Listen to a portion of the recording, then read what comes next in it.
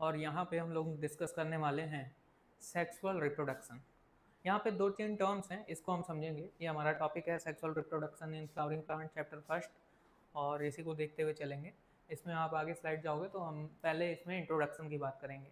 Sexual reproduction, सबसे पहली बात हम इस पर्टिकुलर शब्द को देखेंगे, सेक्सुअल रिप्रोडक्शन क्या होता है। तो sexual reproduction means fusion of male and female gametes, कुछ इस तरह का, जहाँ पे दो गैमेट्स आपस में ज्वाइन होंगे, फ्यूज होंगे, और उसके बाद एक जाइगोट जैसा कुछ एक सेल बनेगा। तो इसको बोलेंगे यहाँ पे सेक्सुअल रिप्रोडक्शन। ठीक है, तो 3 तरह के रिप्रोडक्शन होते हैं, vegetative reproduction, asexual reproduction and sexual reproduction. यहाँ स्पेशली हम डिस्कस करने वाले हैं सेक्सुअल रिप्रोडक्शन के बारे में। दूसरा, आप नोटिस करोगे कि यहाँ पे लिखा हुआ है फ्लावरिंग प्लांट। नाम से ही चीज़ें समझ में आ रही हैं, ऐसे प्लांट जिसमें फ्लावर बन रहे होते हैं। फ्लावरिंग का मतलब जहाँ पे फ्लावर डेवलप हो रहे होते हैं। तो अब हम लोग बात करते हैं कि कौन से प्लांट हैं जिसमें फ्लावर बनते हैं या किसमें फ्लावर नहीं बनते, और उसको कौन सी कैटेगरी में कहाँ पे क्या बोला जाता है।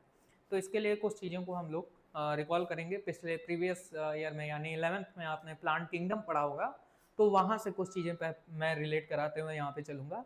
ठीक है, तो बात करते हैं यहाँ पे फ्लावरिंग प्लांट के बारे में। तो फ्लावरिंग प्लांट की अगर बात करें तो आपको पहले प्लांट की बात करते हैं।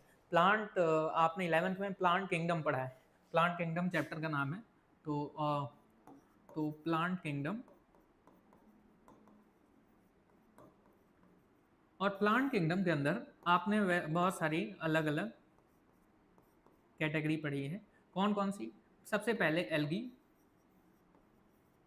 दूसरे नंबर पे ब्रायोफाइट, तीसरे नंबर पे आप पढ़ते हो टेरिडोफाइट,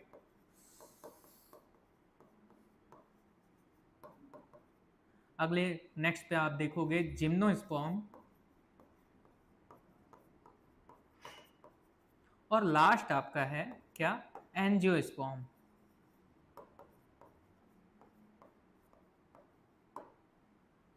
तो इस तरह से आप नोटिस करोगे कि यहाँ पे आपको चीजें देखने को मिलेंगी। ठीक है, एल्गी, ब्रायोफाइट, टेरिडोफाइट, जिम्नोस्पर्म और एंजियोस्पर्म। इसमें जो शुरुआत के ये 4 हैं, they are not producing any type of flower. यहाँ पे फ्लावर्स नहीं प्रोड्यूस होते हैं। इसमें केवल एक लास्ट वाला जो आपके पास एक सेक्शन है जिसमें ये लिखा हुआ है angiosperm, they produce flower. Flower जो है ये केवल एंजियोस्पर्म की प्रॉपर्टी है। अदर किसी में भी, एल्गी, ब्रायोफाइट, टेरिडोफाइट, जिम्नोस्पर्म, इन चारों में कहीं भी आपको फ्लावर प्रोड्यूस होते हुए नहीं दिखाई देते हैं। ठीक है, इनके काम करने का तरीका अलग है, और यहाँ पे फ्लावर बनते हैं। एक तो बात हो गई फ्लावर। तो यानी हम जो चैप्टर पढ़ने जा रहे हैं sexual reproduction in flowering plant, इसको हम ऐसे भी बोल सकते हैं सेक्सुअल रिप्रोडक्शन इन एंजियोस्पर्म।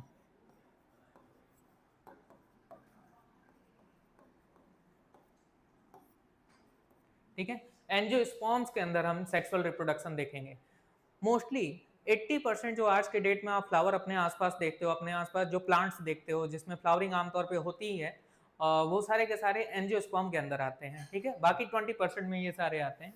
ठीक है, इवोल्यूशन में अगर हम देखें तो कहीं ना कहीं एल्गी, फिर ब्रायोफाइट आया है, फिर टेरिडोफाइट आया है, फिर जिम्नोस्पर्म, फिर एंजियोस्पर्म। और ये चीजें आपने पिछले सिलेबस में 11th में आपने प्लांट किंगडम के अंदर ये सारी चीजें आपने पढ़ी होंगी। तो चैप्टर के नाम में एक चीज समझ में आ गई कि फ्लावरिंग प्लांट का मतलब क्या होता है, यानी एंजियोस्पर्म, ऐसे प्लांट जिसमें फ्लावर बनते हों। सेक्सुअल रिप्रोडक्शन की अगर बात कर रहे हैं तो सेक्सुअल रिप्रोडक्शन की अगर हम बात करेंगे तो यहाँ पे बात आ जाएगी क्या? Fusion of male and female gamete. ठीक है, तो fusion of male and female gamete अगर हम सेक्सुअल रिप्रोडक्शन की बात करेंगे, ठीक है, तो हम लोग यहाँ पे बात करते हैं सेक्सुअल रिप्रोडक्शन की।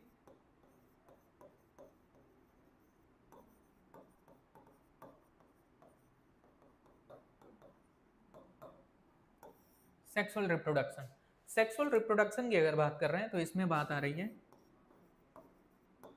Fusion of male and female gametes.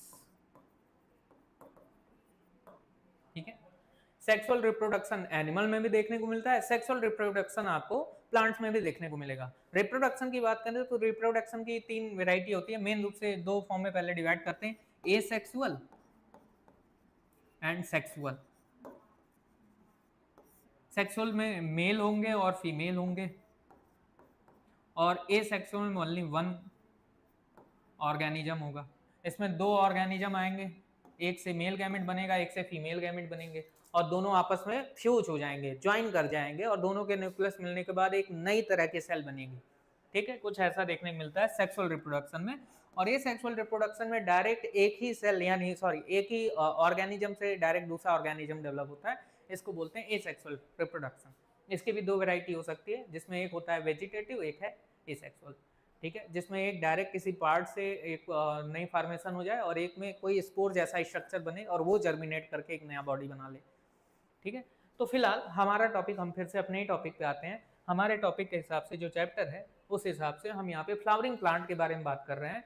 Sexual reproduction यानी मेल और फीमेल का मिलना, और कहाँ पे, एंजियोस्पर्म के अंदर ये सारी चीजें होंगी। ठीक है, तो यहाँ तक उम्मीद है आपको अभी तक जो चैप्टर का मतलब है वो समझ में आ गया होगा कि हम एक्चुअल में चैप्टर में करने के वाले हैं।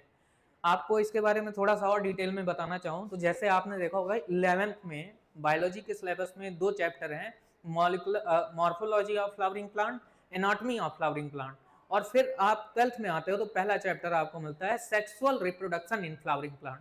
तीनों ही केस में आप कहीं ना कहीं फ्लावरिंग प्लांट यानी एंजियोस्पर्म में पहले मॉर्फोलॉजी पढ़ते हो 11th में, फिर एनाटॉमी पढ़ते हो 11th में, और 12th में जब आप आते हो तो कहीं ना कहीं आपको एक सिलेबस में मिलता है sexual reproduction in flowering plant यानी कि एंजियोस्पर्म। तो बात आती है कि एल्गी, ब्रायो, टेरिडो और जिम्नो, इनके बारे में क्या होता है। तो प्लांट किंगडम जो आपके 11th में आपका थर्ड चैप्टर है, तो प्लांट किंगडम में ये सारी चीजें इसमें थोड़ी थोड़ी चीजों में दी हुई है, लेकिन ज्यादातर आपके आसपास जो है वो एंजियोस्पर्मिक प्लांट यानी कि फ्लावरिंग प्लांट मिलते हैं, इसलिए इसके बारे में आपको डिटेल में स्टडी करनी है। तो एक एक पर्टिकुलर टॉपिक, मॉर्फोलॉजी के लिए एक चैप्टर, एनाटॉमी के लिए एक चैप्टर, और फिर सेक्सुअल रिप्रोडक्शन के लिए भी एक चैप्टर यहाँ पे आपको देखने को मिलता है। ठीक है, तो इस तरह से इंट्रोडक्शन हम लोगों ने यहाँ पे कवर कर लिया है। अब हम बात करते हैं फ्लावर की। तो सबसे पहले हम बात करेंगे एक टिपिकल फ्लावर, एक हिबिस्कस प्लांट यानी गुड़हल का फूल हमने ले लिया है, जो आपके आसपास हर जगह मिल जाएगा। ठीक है, इस हिबिस्कस प्लांट की अगर फ्लावर की बात करें तो ये बाइसेक्सुअल फ्लावर है। What is bisexual flower and monosexual, unisexual? Bisexual means हो गया, बाई मींस दो, और सेक्सुअल यानी कि सेक्सेस यानी मेल एंड फीमेल। किसी फ्लावर के अंदर मेल और फीमेल दोनों पार्ट एक साथ देखने को मिल रहे हैं तो उस तरह के फ्लावर को बोलेंगे बाइसेक्सुअल फ्लावर, जैसा कि आपके पीछे यहाँ पे स्ट्रक्चर देखने को मिल रहा है गुड़हल का। और कुछ ऐसे फ्लावर हो सकते हैं जिसमें सिंगल एक फ्लावर हो जिसमें केवल मेल हो और एक फ्लावर फीमेल हो। ऐसा किसमें देखने को मिलेगा? तो ऐसा केस आपको देखने को मिल सकता है पपाया में, पपीते में, ऐसी चीजें देखने को मिल सकती है, तो वो होता है यूनिसेक्सुअल फ्लावर। फिलहाल हम लोग यहाँ पे एक टिपिकल बाइसेक्सुअल फ्लावर की बात करेंगे, और इसके कुछ जो पार्ट्स हैं, फ्लावर की पार्ट की बात कर रहे हैं। ठीक है, इसके बारे में डिस्कस करेंगे। तो फ्लावर में इसमें आप देखोगे, इसमें आप नोटिस करोगे ये रंग बिरंगी, खास करके लाल कलर की आपको यहाँ पे आपको लाल कलर का यहाँ पे ये पंखुड़ियां देखने को मिल रही हैं, जिसको आप बोलते हो पेटल्स। ठीक है, आप नोटिस करोगे यहाँ पे ग्रीन कलर की यहाँ पे लीफ लाइक स्ट्रक्चर जो कि यहाँ पे इसको सपोर्ट दे रही होती है, और इसके लिए आप टर्म यूज करते हो सेपल्स। ठीक है, इसके अलावा आप नोटिस करोगे कि यहाँ पे ये कुछ इस तरह का स्ट्रक्चर है, इसमें यहाँ पे एक टर्म यहाँ पे ये पिस्टिल के रिस्पेक्ट में बात होगी। ठीक है, और यहाँ पे आप ये येलो कलर में आप देखते हो, ज्यादातर आपने देखा होगा गुड़हल को जब टच करते हो तो हाथ में येलो कलर का लग जाता है, वो तो पॉलन ग्रेन होता है। तो पॉलन ग्रेन से यहाँ पे बात आती है स्टेमन। पिस्टिल जो है ये फीमेल पार्ट है, और स्टेमन जो है ये मेल पार्ट है। मेल पार्ट, या आप कह सकते हो मेल रिप्रोडक्टिव पार्ट।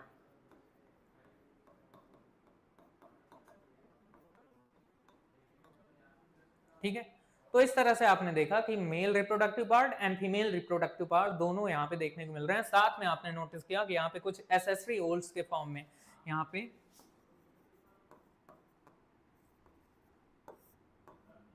ठीक है, एसेसरी ओल्स यानी कि ये अलग अलग जो स्ट्रक्चर आपको देखने को मिल रहे हैं, ये आपको देखने को मिल रहे हैं, जिसमें सेपल्स और पेटल्स होते हैं। इनके नंबर जो है अलग अलग हो सकते हैं, ये मॉर्फोलॉजी में पहले आपने पढ़ा हुआ है। ठीक है। इसके अलावा आप इसके स्ट्रक्चर को, मैं इस टिपिकल स्ट्रक्चर को इस तरह से नहीं, मैं एक स्ट्रक्चर ड्रॉ करके यहाँ पे बताऊंगा जिससे चीज़ें और क्लियरली समझ में आएगी कि ये कैसे हो सकता है। ठीक है, तो इसके लिए मुझे एक स्लाइड ऐड करनी होगी यहाँ पे, और हम लोग आगे बात करेंगे एक सेपरेट स्लाइड में। आपको यहाँ पे एक टिपिकल स्ट्रक्चर बनाते हुए दिखाऊंगा मैं, जिसमें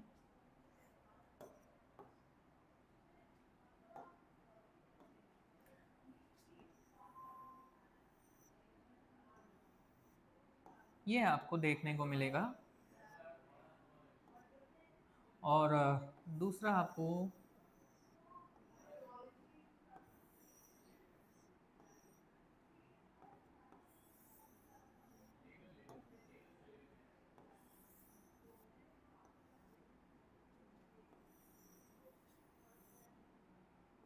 इस तरह से आप देख रहे हो कि मैंने पेटल्स बना दिए, और कुछ ये इस तरह से यहाँ पे आप देख सकते हो क्या, कि मैंने यहाँ पे ये ग्रीन कलर का आपको देखने को मिलेगा। ये ग्रीन कलर का आपको क्या देखने को मिल रहा है, यहाँ पे आपको सेपल्स देखने को मिल रहे हैं। कुछ चीज़ों पे और बात होगी। यहाँ पे आपने देखा कि यहाँ पे आप नोटिस करोगे ये पेटल है, जैसा कि मैंने बोला ये सेपल है।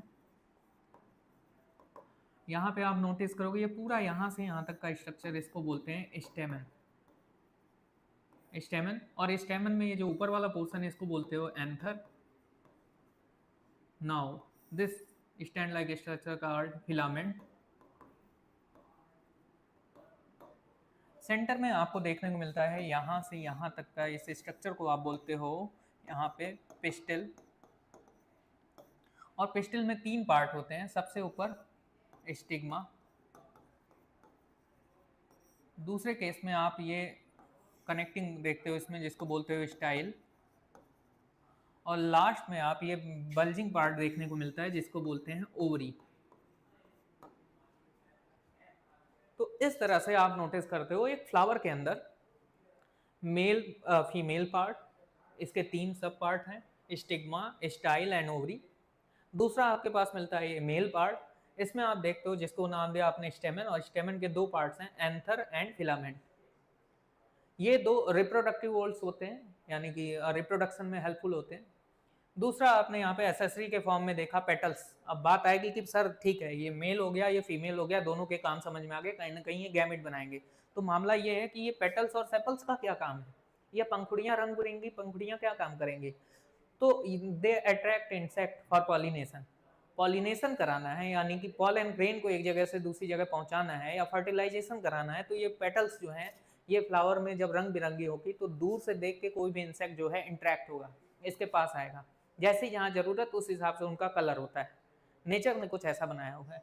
वैसे ही अगर हम सेपल्स की बात करें तो सेपल जो है वो ग्रीन कलर का है। एक तो यहाँ पे नरिशमेंट के लिए है, दूसरा साथ में चिपका हुआ रहता है, ठीक है, थैलमस के पास से चिपका हुआ सा रहता है, तो ये प्रोटेक्ट भी कर रहा होता है इसको कहीं ना कहीं। तो ये सारी चीजें ओवरऑल आपको देखने को मिलती हैं।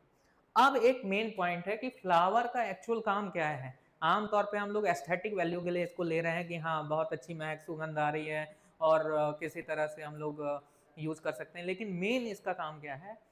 Flower is a site for sexual reproduction. ये मेन रूप से वो जगह है जहाँ पे एक्चुअल में सेक्सुअल रिप्रोडक्शन होता है। फ्लावर ही वो जगह है जिससे एक नया प्लांट, एक नई सीड या नई चीज डेवलप होने वाली है, ठीक है।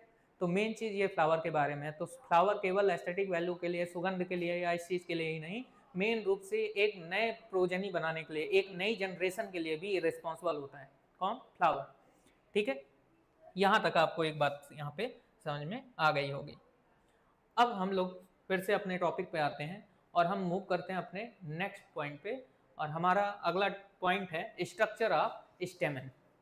अभी अभी हमने पीछे बात की कि स्टेमन जो है वो मेल रिप्रोडक्टिव पार्ट है और इसके 2 सब पार्ट्स में है, एक है एंथर और एक है फिलामेंट। तो हम इसी के बारे में डिटेल में देखने जा रहे हैं। तो फिगर हम यहाँ पे ड्रॉ करने जा रहे हैं, किसका? एंथर का। तो आप नोटिस करोगे एंथर में इस तरह से ये स्टाल्क लाइक स्ट्रक्चर है, ये सिलेंड्रिकल स्ट्रक्चर है और साथ में कुछ इस तरह से आपको देखने को मिलता है ओवल से कुछ इस तरह का स्ट्रक्चर। अगर हम बात करें इस स्टाफ काइक को, कि इसको अभी हमने पीछे बताया था, इसका नाम है फिलामेंट,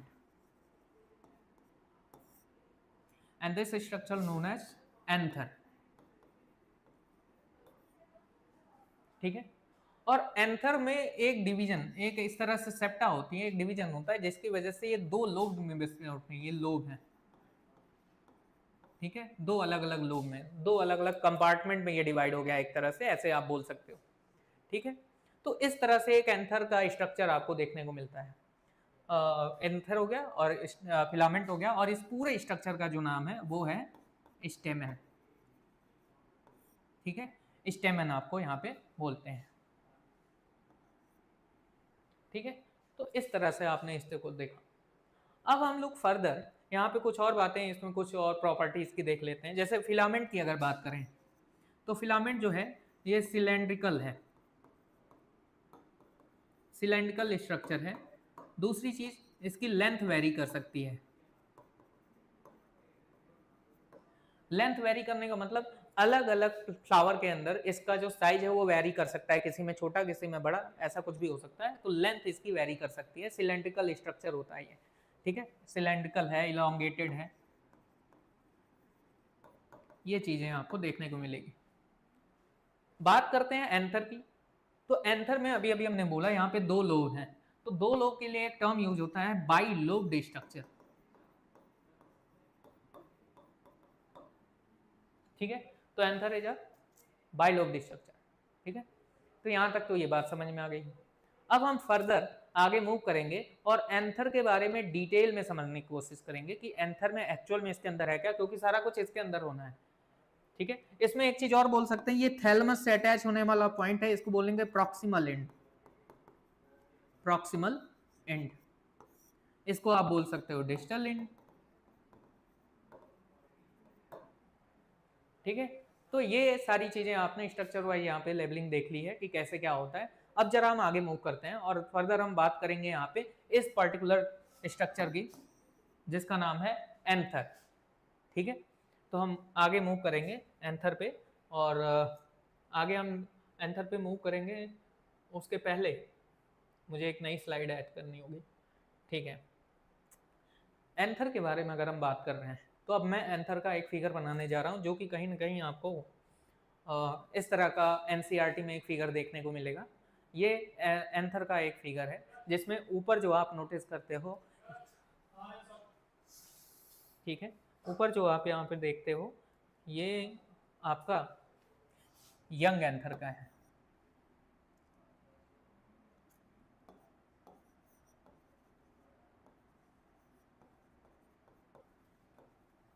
ठीक है, ये ऊपर वाला फिगर आप जो देख रहे हो ये यंग एंथर में देखने को मिलता है, और जो नीचे आप फिगर देख रहे हो ये मैच्योर एंथर में है। अब यंग एंड मैच्योर एंथर में डिफरेंस क्या देखने को मिलेगा भाई?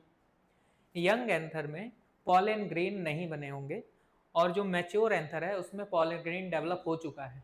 यंग एंथर के बाहर कुछ लेयर्स हैं वो प्रॉपर है, मेंटेन है, और यहाँ पे जो लेयर्स हैं ये रप्चर हो चुकी हैं। तो दोनों में बहुत सारा डिफरेंस आप देख रहे हो, बीच में पॉलन ग्रेन्स आपको देखने को मिल रहा है जो ऊपर नहीं है। तो इसी के यहाँ पे हम इसी बारे में थोड़ा डिटेल में खुद से ड्रॉ करते हुए इसको समझने की कोशिश करेंगे। ठीक है, तो इसके लिए हम लोग एक नेक्स्ट स्लाइड पे आएंगे और यहाँ पे डिटेल में समझने की कोशिश करेंगे कि एंथर का स्ट्रक्चर होता कैसा है। देखिए, एक एंथर के स्ट्रक्चर के लिए आपको इस तरह से कुछ बुक में आपको देखने को मिलेगा, और ऐसा ही कुछ स्ट्रक्चर आप बना सकते हो।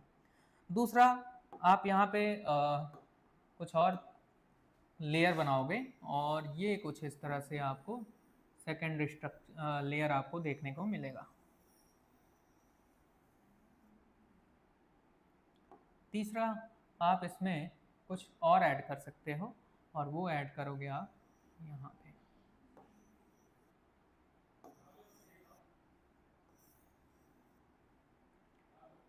इसके अलावा आप इसमें एक और लेयर ऐड कर सकते हो, और वो यहाँ पे हो जाएगा।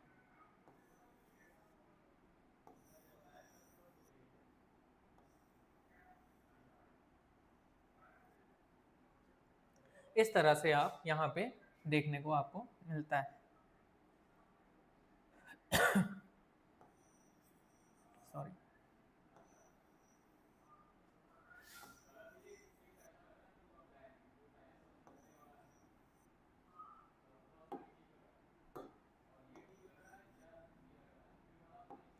ठीक है। तो इस तरह से आपने अलग अलग तरह के यहाँ पे स्ट्रक्चर देख लिए हैं। इसके कलर को आपको जरूर ध्यान में देना है, क्योंकि अलग अलग कलर इसलिए क्योंकि आपके पास अलग अलग लेयर्स हैं, ठीक है। और इसमें आप नोटिस करोगे यहाँ पे एक स्ट्रक्चर देखने को मिलता है जिसको नाम देते हैं कनेक्टिव। अब हम यहाँ पे लेबलिंग कर रहे हैं और इसको आप ध्यान से देखेंगे, इससे बहुत सारे क्वेश्चन आ चुके हैं, बोर्ड लेवल पे भी बच्चों के आ चुके हैं और नीट लेवल पे भी इससे बहुत सारे क्वेश्चन बनते हैं। सबसे आउटर लेयर का नाम है बेटा एपिडर्मिस, ठीक है। इसके बाद की लेयर का नाम है एंडोथीसियम। इसके अंदर ये सेपरेट लेयर है, इसके लिए टर्म यूज होता है मिडिल लेयर। और इसके अंदर लास्ट सबसे अंदर जो लेयर है इसको बोलते हैं टेपेटम।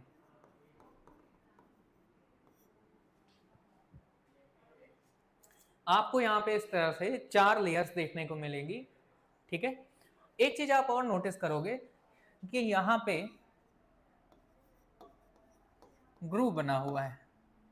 ग्रूव का मतलब यहाँ पे अंदर की तरफ इन्वेजन देखने को मिलता है, साइड में, दोनों साइड में, ये आप यहाँ पे नोटिस कर रहे होते हो, ठीक है। बाइलोब स्ट्रक्चर है, मैंने बोला था 2 लोब हैं, ठीक है। और इन 2 लोब के अंदर 2 थीका देखने को मिलते हैं। तो आपने एंथर के लिए एक टर्म पढ़ा कि ये बाइलोब है। दूसरी चीज आपने इसके लिए टर्म यूज किया कि ये डाइथीकस है।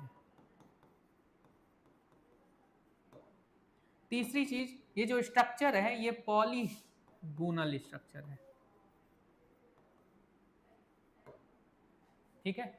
ये चीजें देखने को मिलता है। अब यहां पे कुछ और बातें करते हैं। Epidermis, endothecium and middle layer, they are work as protective layer.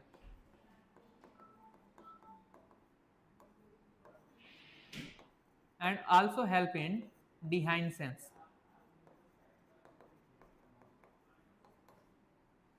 ठीक है। They work as a protective layer and also be acts like dehiscence. मतलब जब ये मैच्योर होगा तो ये फट जाएंगे और फटने की वजह से इसके अंदर से पॉलन ग्रेन रिलीज होगा बाहर। तो डिहाइसेंस का मतलब रप्चरिंग ऑफ दीज लेयर्स, ठीक है। तो इस तरह से आपने देखा। बात करते हैं इस टेपेटम की। Tapetum is a type of multi nucleated,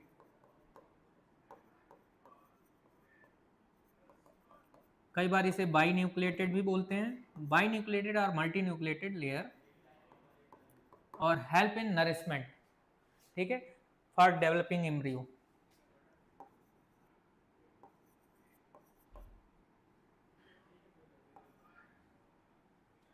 okay, इसको अलग से लिखना होगा मुझे, ठीक। इसके अलावा कुछ और बातें हम यहाँ पे करते हैं लेयर के बारे में। अब इसके अंदर आप नोटिस करोगे कि इसके अंदर यहाँ पे आपको कुछ सेल्स जो हैं ये देखने को मिलती हैं,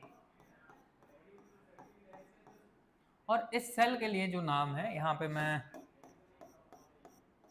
इस सेल को जो बोलते हैं इसका नाम है स्पोरोजिनस टिश्यू।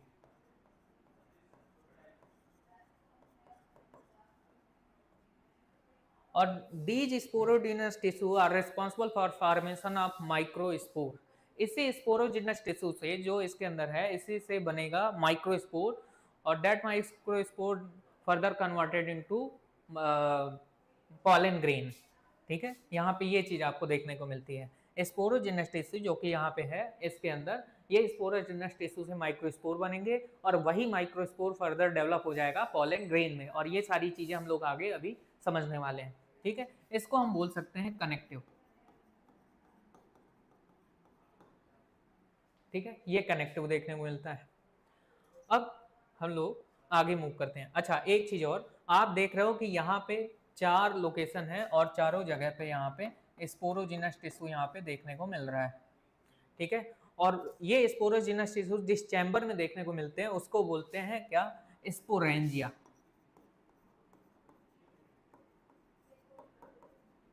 ये स्पोरेंजिया है। स्पोरेंजिया, इसमें इस समय आप देख रहे हो 1 2 3 4 टोटल 4 स्पोरेंजिया एक एंथर के अंदर देखने को मिलते हैं। इसलिए हम एंथर के लिए एक वर्ड और यूज करते हैं, क्या? Tetra sporangiate. टेट्रा मीन्स 4 और स्पोरेंजिया से आया स्पोरेंजिएट, तो एक नाम और हम क्या दे सकते हैं? Tetra sporangiate.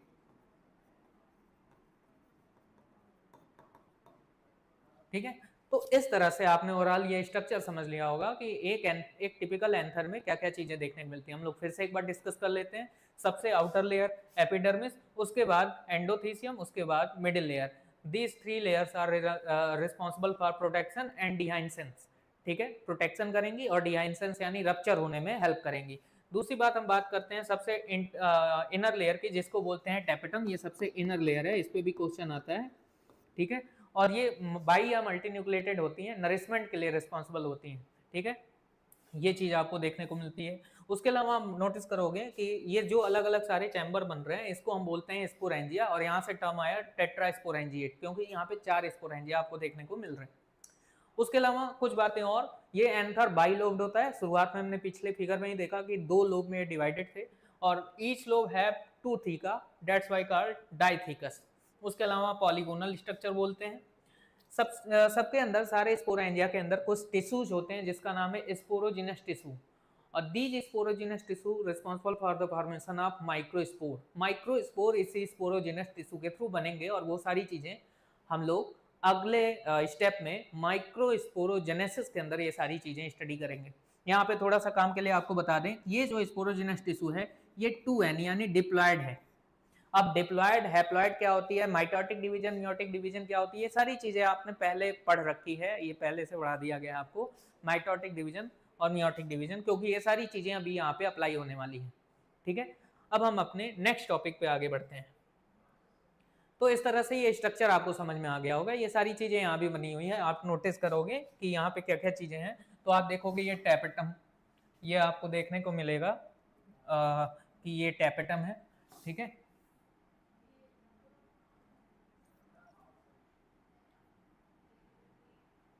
यहाँ पे आप देखोगे कि ये टैपेटम है। ठीक है, ये microspore mother cell, middle layer, ये एंडोथीसियम, और ये एपिडर्मिस। पहली लेयर, दूसरी लेयर, तीसरी लेयर और फोर्थ लेयर, और ये बीच में है आपका स्पोरोजिनस टिश्यू, यही है जिसको बोलते हैं माइक्रोस्पोर मदर सेल, जो कि मैं अभी मेंशन करने वाला हूँ। यहाँ भी वही सेम चीज है, ये कनेक्टिव है जो कि बीच में मैंने बनाया था, फिर एपिडर्मिस, एंडोथीसियम और स्पोरोजिनस टिश्यू, इसी को हम लोग बोलते हैं माइक्रोस्पोर मदर सेल, और ये टैपेटम और ये मिडिल लेयर। तो ये सारी चीजें आपने अभी तक देख ली। ठीक है, यहाँ पे आप देख रहे हो एक मैच्योर में यही पॉलन ग्रेन बाद में बन जाएगा। ये कैसे बनेगा, क्या बनेगा, इसके बारे में हम डिटेल में यहाँ पे आगे समझने जा रहे हैं। ठीक, तो हम मूव करेंगे नेक्स्ट स्लाइड पे, और अब हमारा जो मेन टॉपिक है वो है माइक्रोस्पोरोजेनेसिस। नाम से ही समझ में आ रहा है, माइक्रोस्पोर का फॉर्मेशन करने वाले, जेनेसिस यानी फॉर्मेशन, और माइक्रोस्पोर। दो तरह के स्पोर की बात यहाँ पे होती है जब हम प्लांट के रिस्पेक्ट में बात करते हैं। एक होता है माइक्रोस्पोर और दूसरा होता है मैक्रो या मेगास्पोर। माइक्रोटॉम छोटा है और मेगाएंस बड़ा। ठीक है, as compare to micro.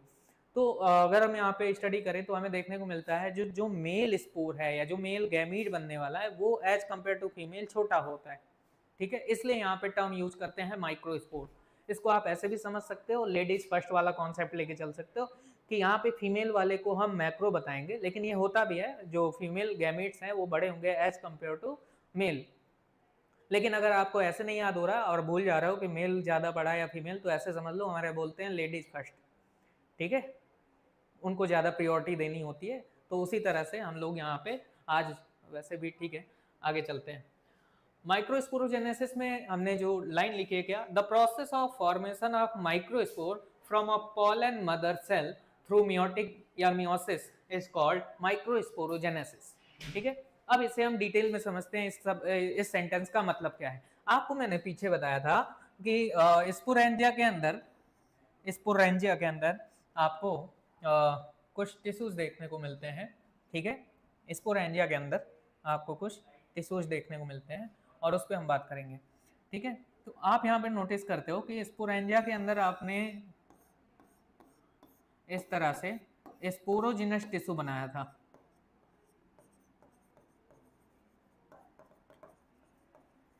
These sporodinous tissue individually capable for developing a microspore.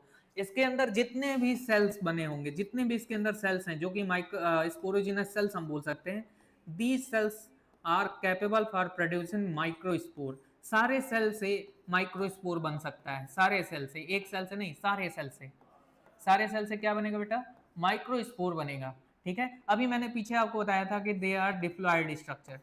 ठीक है, ये डिप्लॉयड होते हैं, यानी इसके अंदर क्रोमोसोम जो है वो पेयर में पाए जाते हैं। ठीक, अब इसके अंदर डिवीजन होगा और डिवीजन से यहाँ पे माइक्रोस्पोर बनेंगे। ठीक है, तो क्योंकि ये स्पोरोजिनस टिश्यू माइक्रोस्पोर बना रहे हैं, इसलिए इनका एक नाम है। क्या नाम है?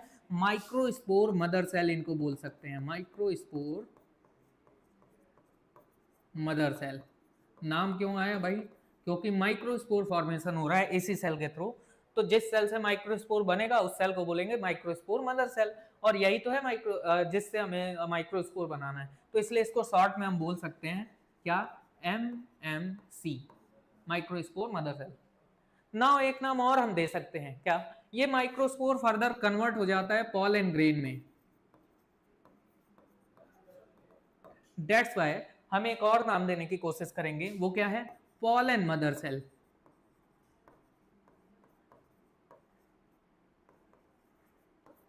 तो हम शॉर्ट में इसको PMC भी लिख सकते हैं। तो यहां से तीन चीजें समझ में आ रही हैं। क्या? ये स्पोरोजिनस टिश्यू, इसके अंदर स्पोरोजिनस सेल्स होंगे।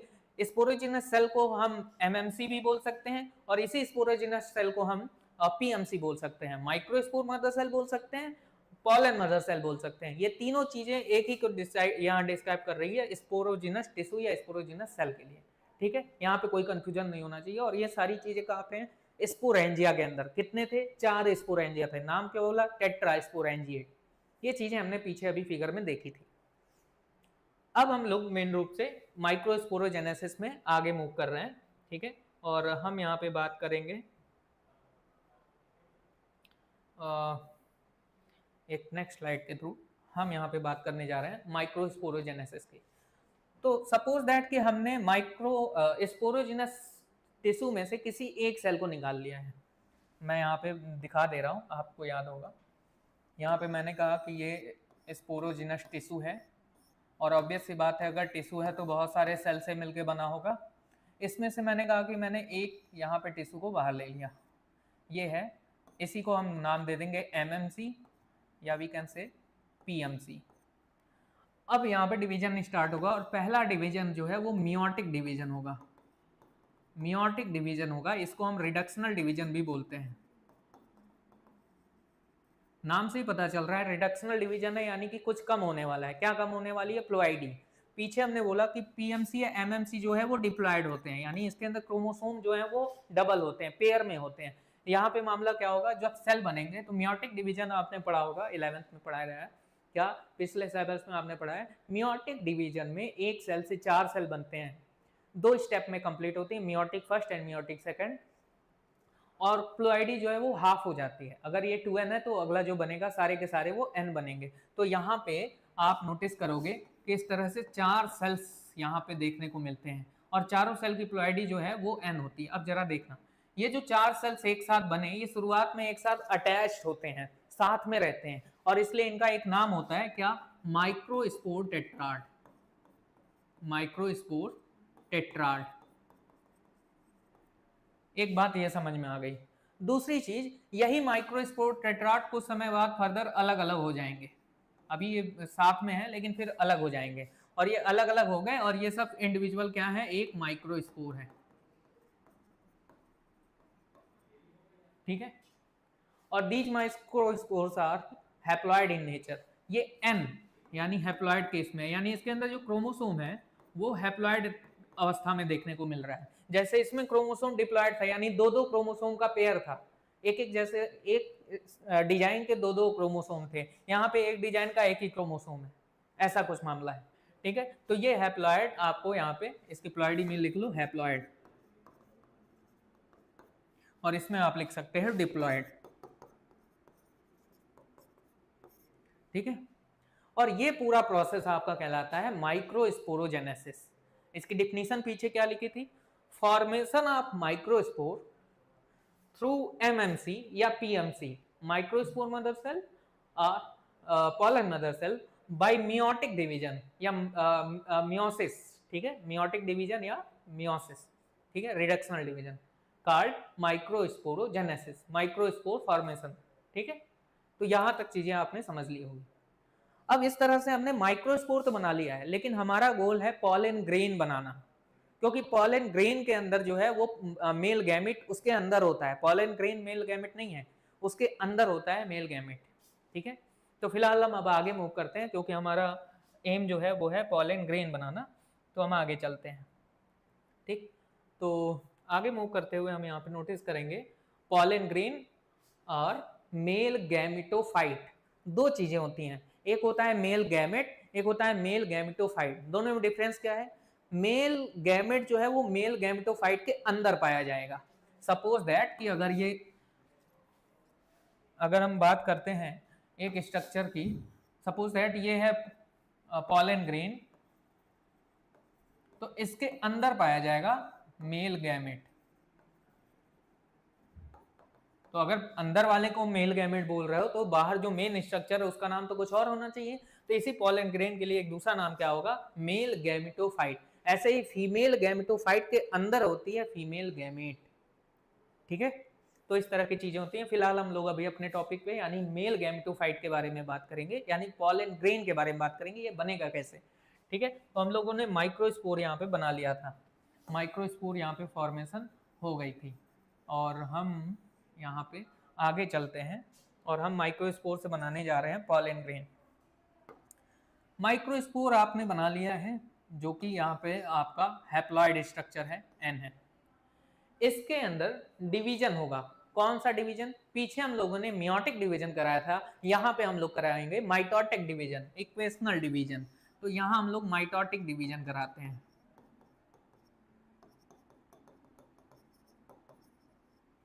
और माइटोटिक डिवीजन कराने से यहाँ पे क्या होगा, इसके अंदर आप देखोगे दो न्यूक्लियस बन जाएंगे और दो फॉर्म में डिवाइड हो जाएगा, ठीक है। दो न्यूक्लियस यहाँ पे बन जाएंगे। ये इर्रेगुलर शेप न्यूक्लियस होगा,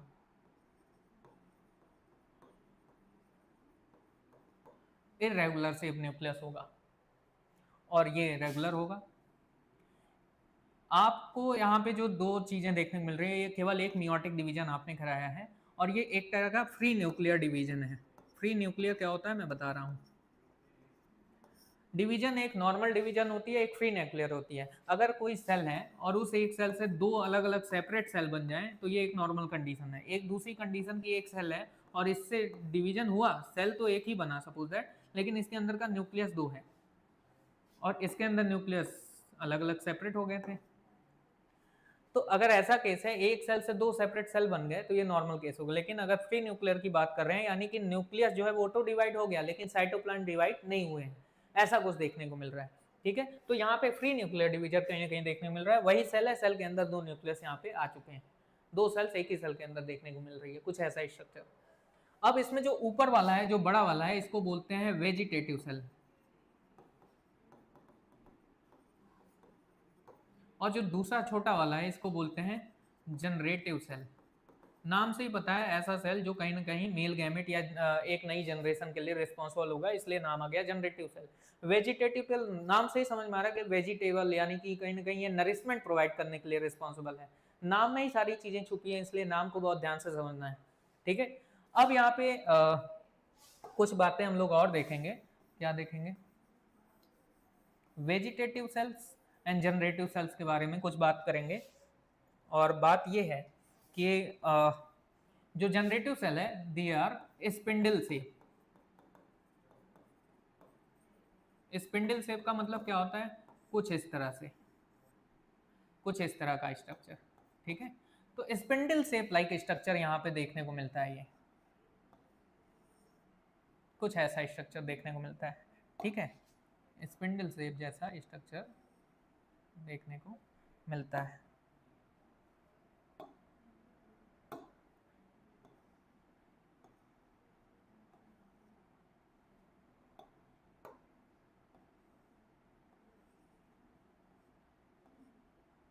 ठीक है। दूसरी चीज, जनरेटिव सेल जो है वो साइटोप्लाज्म ऑफ वेजिटेटिव सेल के अंदर मूव कर रही होती है। तो अकर इन साइटोप्लाज्म ऑफ, ये सारे क्वेश्चंस आए हुए हैं, नीट के क्वेश्चंस हैं, वेजिटेटिव सेल।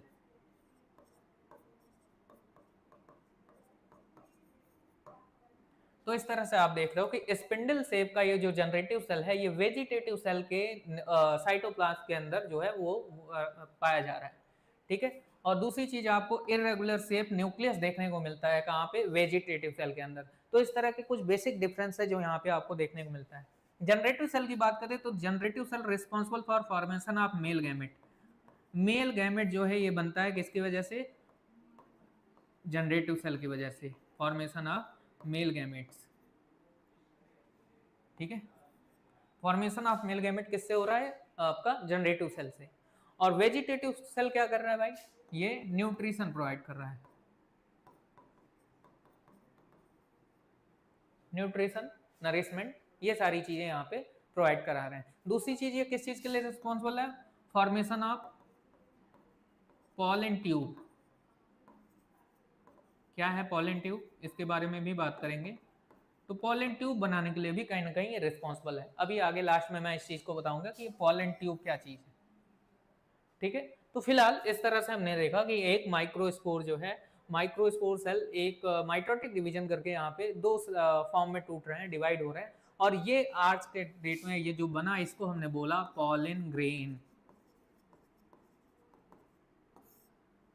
पॉलन ग्रेन यहाँ पे आपको देखने को मिला, समझ में आ गई बात। तो पॉलन ग्रेन में आप देख रहे हो कि टू सेल्ड स्टेज में है ये इस समय, इसके अंदर दो सेल्ड हैं, टू सेल्ड स्टेज में देखने को मिल रहा है। दो सेल्स आपको देखने को मिल रहे हैं, vegetative cell and generative cell. और in 60% of angiosperm they have two celled stage pollen grain. तो कितने परसेंट, 60%। आप देखोगे कि 60% ऑफ एंजियोस्पर्म में ये टू सेल्ड स्टेज देखने को मिलती है। यानी कि जो पॉलन ग्रेन बनते हैं वो प्राइमरी लेवल पे जब रिलीज हो रहे होते हैं एंथर से, तो वो टू सेल्ड स्टेज, यानी कि उसमें वेजिटेटिव सेल होता है, एक जनरेटिव सेल होता है। तो फिर आपका एक क्वेश्चन होगा कि अगर 60% इस तरह से है तो 40% कैसे होंगे, क्योंकि और तो कुछ हमने पढ़ाई थी, पॉलन ग्रेन में और कुछ होता नहीं, होता है। अगले स्टेप में कुछ और भी बदलाव हो सकते हैं, और वो क्या बदलाव है इसको हम लोग नेक्स्ट स्लाइड में देखने जा रहे हैं, ठीक है। तो हम लोग नेक्स्ट स्लाइड में क्या बात करेंगे, जैसे हमने बताया कि आपके पास ये पॉलन ग्रेन है, और इस पॉलन ग्रेन में आप देख रहे हो कि स्पिंडल शेप का यहाँ पे ये छोटा सा आपके पास यहाँ पे जनरेटिव सेल है, और साथ में एक आप कहीं ना कहीं नोटिस कर रहे हो कि ये पूरा पूरा वेजिटेटिव सेल है जिसमें एक इरेगुलर शेप का न्यूक्लियस है। ये यहाँ पे फिर माइटोटिक डिवीजन होती है,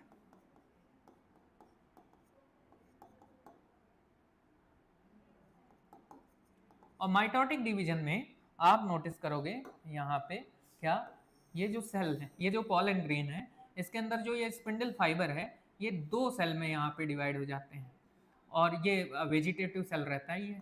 तो ये वेजिटेटिव सेल यहाँ पे वैसा का वैसा है, और दो यहाँ पे मेल गैमीट बन चुके हैं, ये है वो मेल गैमीट जिसे हमें बनाना था। हमारा टॉपिक जो है वो यहाँ के लिए था, एक्चुअल में हमें यही चीज फाइंड आउट करनी थी, मेल गैमेट। ये मेल गैमेट कहाँ से बना, यहाँ पे आपने देखा कि ये वेजिटेटिव सेल और ये है जनरेटिव सेल। तो इस जनरेटिव सेल से यहाँ पे आपने ये मेल गैमेट बना लिया है, कौन से डिवीजन से, माइटोटिक डिवीजन से। और ये कंडीशन अब आप नोटिस करोगे इस पॉलन, ये भी पॉलन ग्रेन है, इस पॉलन ग्रेन में आप नोटिस करोगे कि यहाँ पे आप नोटिस करोगे क्या, कि यहाँ पे बाहर ऊपर एक सेल है जिसको बोलोगे वेजिटेटिव सेल, और दो सेल के फॉर्म में दो मेल गैमेट्स हैं। यानी ओवरऑल इसमें कितने सेल्स हैं, 3 सेल्स हैं। तो 3 सेल्ड स्टेज यहाँ पे देखने को मिल रही है। तो जो मैंने पीछे बताया कि 2 sailed stage present in 60% of angiospermic plants, उसी तरह से यहाँ पे 3 सेल्ड स्टेज जो है वो बचे हुए 40% एंजियोस्पर्मिक प्लांट में देखने को मिलती है। तो फिर आपके मन में क्वेश्चन आएगा कि क्या सर मेल गैमेट केवल 40% में है, तो ओवरऑल तो मेल गैमेट सब में होना चाहिए, बिना मेल गैमेट के फर्टिलाइजेशन होगा कैसे, पिछले वाले में तो मेल गैमेट बना नहीं था। इसे हम कैसे देखेंगे, तो मामला क्या है ये मेल गैमेट उसमें भी बनेंगे, लेकिन रिलीज होते समय नहीं बनेंगे। जब वो फ्लावर से रिलीज हो रहा था, जब वो उड़ रहा था, बाहर निकलने वाला था, वो पॉलन ग्रेन एंथर से बाहर निकलने वाला था, उस समय वो 2 सेल्ड स्टेज में है। लेकिन वो जब फीमेल के पास पहुंचेगा तो फिर से ये पूरा प्रोसेस कंप्लीट करके 3 सेल्ड स्टेज में आ जाएगा। लेकिन निकलते समय वो केवल 2 सेल्ड स्टेज में निकला था। रास्ते में चलते चलते या वहां लैंड होने के बाद वो 3 सेल्ड स्टेज में डेवलप हो चुका है, उसमें मेल गैमेट डेवलप हो चुके हैं। तो ओवरऑल ये स्टेज आनी तो है, लेकिन एक में रिलीज होने के पहले, रिलीज होने तक नहीं आई रहेगी, और एक में जब वहां पहुंच जाएगा तब आएगी।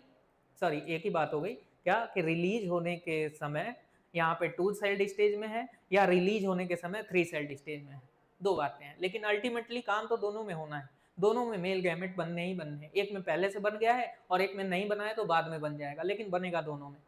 तो ये कंफ्यूजन नहीं होना चाहिए कि मेल गैमेट केवल आपके 40% केस में बनते हैं, 60 वाले में भी बनेंगे, लेकिन पहले नहीं बनेंगे जब वो लैंड हो जाएगा फीमेल के पास। फीमेल के पास कहाँ लैंड होगा, ये आपने यहाँ पे पढ़ा था कि ये है आपका स्टिग्मा। शुरुआत में मैंने इस लेक्चर के शुरुआत में स्टिग्मा बताए थे, ये लैंडिंग प्लेटफॉर्म है, यहाँ पे आएगा आपका क्या, पॉलन ग्रेन। और जब ये पॉलन ग्रेन यहाँ पे आएगा तो यहाँ डिवीजन हो जाएंगे, और उसके बाद यहाँ से बनेंगे पॉलन ट्यूब। मैंने पीछे एक जगह पे बताया था कि पॉलन ट्यूब बताऊंगा क्या है। Pollen tube form by vegetative cells. ये वेजिटेटिव सेल्स हेल्प करेंगे इस फीमेल रिप्रोडक्टिव पार्ट के अंदर इस तरह से ट्यूब बनाने में, और ये ट्यूब वो है जिसके अंदर से मेल गैमेट एंटर करेगा अंदर की तरफ, ठीक है। और यहाँ पे फिर आपको मिलेगी ओवरी, ओवरी के पास पहुंच जाएंगे। इस तरह से आपको ये सारी चीजें देखने को मिलती है, ठीक है। तो इस तरह से अभी इसमें दो चीजें छूटी हुई हैं, वो है आउटर 2 लेयर्स, ठीक है। पॉलन ग्रेन बनते समय इसमें साथ साथ 2 लेयर भी डेवलप हो रहे होते हैं, दोनों में ही डेवलप होंगे, और इन दोनों लेयर के बारे में जानना जरूरी है। नीट में इससे बहुत सारे क्वेश्चन आए हुए हैं। सबसे आउटर लेयर जो कि कंटिन्यूअस लेयर नहीं होती है, और इसको हम नाम देते हैं एक्जाइन, और एक दूसरी लेयर जो जस्ट उसके अंदर होगी, और ये कंटिन्यूअस लेयर देखने को मिलेगी,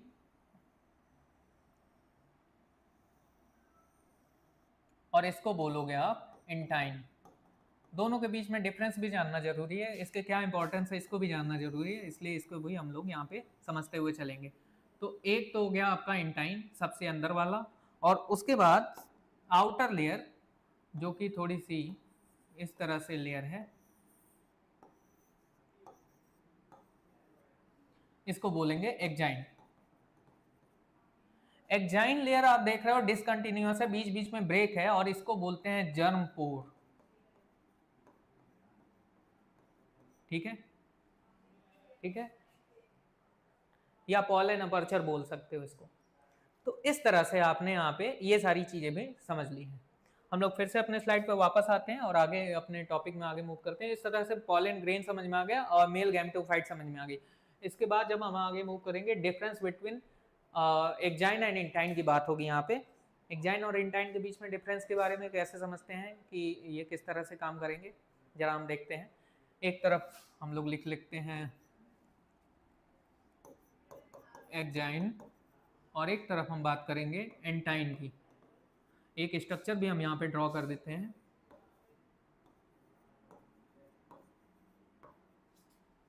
ठीक है। यहाँ आप नोटिस करोगे ये 2 लेयर है और यहाँ पे 2 मेल गैमेट है, ठीक है। ये आपका हो गया इंटाइन और ये हो गया एक्जाइन। दोनों के बीच में डिफरेंस आप नोटिस करोगे कि दोनों के बीच में क्या डिफरेंस है। सबसे पहला difference, made up of स्पोरोपुलेनिन।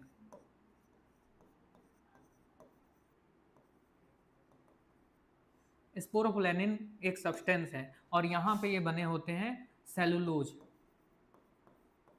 And pectin. NEET का आया हुआ क्वेश्चन आप ध्यान से देखेंगे कि इंटाइन किस चीज का बना है और एक्जाइन किस चीज का बना है। दूसरा पॉइंट, ये हार्ड सब्सटेंस है और ये सॉफ्ट होता है। तीसरा पॉइंट, ये थिक होगा, मोटा होगा, और ये बेटा थिन होगा। इस पे आप ध्यान रखोगे। तो ये चीजें समझ में आ गई। पहला हार्ड है, पहला थिक है, और स्पोरोपुलेनिन का बना हुआ सब्सटेंस है। ये स्पोरोपोलिन। अच्छा एक चीज और, अभी अभी जो पहले आपने बोली क्या, डिसकंटिन्यूअस लेयर, और ये है कंटिन्यूअस। तो ये डिसकंटिन्यूअस लेयर है, कंटिन्यूअस। आप नोटिस करोगे लगातार ये लेयर पूरी है, यहाँ से यहाँ कहीं ब्रेक नहीं है, लेकिन बाहर वाले में बीच बीच में ब्रेक है। ठीक है, डिसकंटिन्यूअस क्यों है भाई? Due to germ pore. Germ pore वो जगह है जहां से एक्चुअल में यहाँ पे पॉलन ट्यूब इस तरह से निकलेंगे। ठीक है, और पॉलन ट्यूब के बीच में अगर ये हार्ड कवरिंग आ गई तो उसे वो तोड़ नहीं पाएगा, इसलिए बीच बीच में गैप होता है जिससे आसानी से पॉलन ट्यूब निकल सके। ठीक है, इसलिए यहाँ पे जर्म पोर ये डिसकंटिन्यूअस लेयर होती है। बात आती है स्पोरोपोलिन, जो कि एक हार्ड सब्सटेंस है, इसका काम क्या है?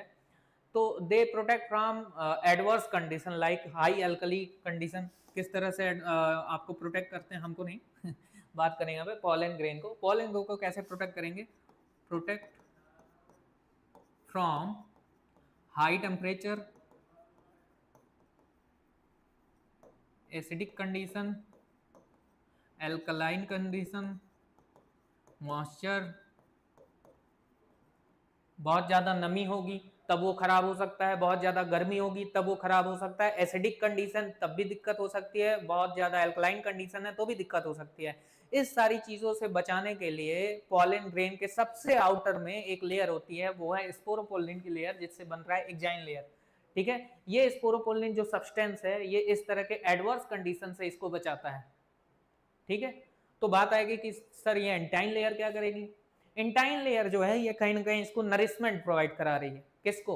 ये डेवलपिंग जो पॉलन ग्रेन है जिसके अंदर मेल गैमेट है, ये मेल गैमेट को संभाल के रखना है। बाहर से तो बचा लिया गया, लेकिन अंदर खाने के लिए भी तो चाहिए, तो उसके लिए व्यवस्था कौन करेगा?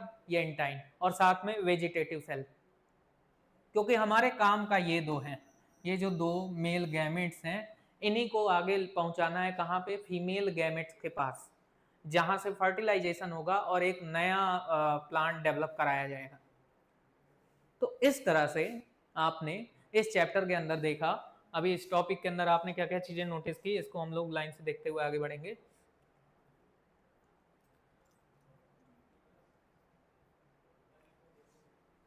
चैप्टर का नाम sexual reproduction in flowering plant. एक बार सेक्सुअल रिप्रोडक्शन यानी fusion of male and female gamete, flowering plant यानी एंजियोस्पर्मिक प्लांट जिसमें फ्लावर बनते हैं। फ्लावर केवल एंजियोस्पर्म में बनते हैं, ठीक है, ना जिम्नोस्पर्म में बनते हैं, ना ब्रायो में, ना टेरिडोफाइट्स में, ना एल्गी में, केवल किसमें? एंजियोस्पर्म में। और आपके आसपास 80% जो प्लांट आप देखते हो वो एंजियोस्पर्मिक प्लांट ही देखते हो। इसीलिए इसके बारे में डिटेल में 3 चैप्टर में अलग अलग बातें हैं। एक में मॉर्फोलॉजी पढ़ाई जाती है, एक में एनाटॉमी पढ़ाई जाती है, और एक में सेक्सुअल रिप्रोडक्शन पढ़ाया जाता है, और एक बहुत बड़ा चैप्टर भी है। अगले टॉपिक पे जाते हैं। इंट्रोडक्शन में जो चीज़ें मैंने अभी बताई वो सारी इंट्रोडक्शन में आपको बताई जाती हैं। फिर एक टिपिकल बाइसेक्सुअल फ्लावर की बात करते हैं, जिसमें मेल और फीमेल दोनों पार्ट जो है वो आपको देखने को मिलता है। हिबिस्कस यानी कि गुड़हल का ये जो फ्लावर है, ये आपके लिए एक टिपिकल एग्जांपल है जिसमें मेल और फीमेल दोनों पार्ट, ये जो आप येलो येलो कलर का देख रहे हो ये आपका मेल पार्ट है, और उसके ऊपर जो आप नोटिस कर रहे हो ये फीमेल पार्ट है। ठीक है, इसके अलावा आप आगे मूव करते हो तो स्ट्रक्चर आप स्टेमन की बात की थी, जिसमें हमने एंथर और फिलामेंट के बारे में बात किया है। एंथर जो है एक बाइलोब्ड स्ट्रक्चर, और फिलामेंट जो है एक लॉन्गेटेड स्ट्रक्चर है जिसकी साइड्स वेरी करती रहती है। अगले स्टेप में हम जब जाते हैं तो यहाँ पे एंथर के बारे में बात हो गई है। ये एक यंग एंथर है, ये एक मैच्योर एंथर है। मैच्योर एंथर में पॉलन ग्रेन बन चुके हैं जो कि रिलीज होने वाले हैं रप्चर होने के बाद, और यहाँ पे अभी यंग एंथर है जिसमें अभी कुछ बना नहीं है। ठीक है, ये दो चीजें आपने देखा। आगे स्टेप में आप देखते हो माइक्रोस्पोरोजेनेसिस। माइक्रोस्पोरोजेनेसिस में हमने बात की किस तरह से माइक्रोस्पोर के थ्रू पॉलन मदर सेल या माइक्रोस्पोर मदर के थ्रू हम लोग माइक्रोस्पोर यहाँ पे डेवलप करते हैं। ठीक है, तो माइक्रोस्पोर फॉर्मेशन के बारे में यहाँ देखा, the process of formation of microspore from a pollen mother cell, PMC. इसी को एक लाइन और बोल सकते हैं, microspore mother cell through meiosis is called microsporogenesis. ठीक है, आगे मूव करते हैं। अगला टॉपिक हमारा जो है वो है पॉलन ग्रेन या मेल गैमेटोफाइट। तो यहाँ पे हमने बात की कि किस तरह से माइक्रोस्पोर से आप पॉलन ग्रेन बनाते हो। पॉलन ग्रेन मेल गैमेटोफाइट है, इस चीज को याद रखना, इस पे क्वेश्चन आते हैं। मेल गैमेट अलग चीज है, मेल गैमेटोफाइट अलग चीज है। मेल गैमेट जिसके अंदर है वो है मेल गैमेटोफाइट। पॉलन ग्रेन जो है वो मेल गैमेट नहीं है, वो मेल गैमेटोफाइट है, उसके अंदर है मेल गैमेट। ठीक है। उसके बाद अगले स्टेप में आप आते हो और आप देखते हो एक्जाइन और इंटाइन यानी आउटर और इनर लेयर के बीच में क्या डिफरेंसेस है, किस चीज की बनी है, कैसे काम करता है, इसके बारे में। और इस तरह से आज का हमारा ये सेशन खत्म हुआ। उम्मीद है कि आपको समझ में आया होगा। जो भी प्रॉब्लम होगी, जो भी आपके डाउट्स होंगे उसे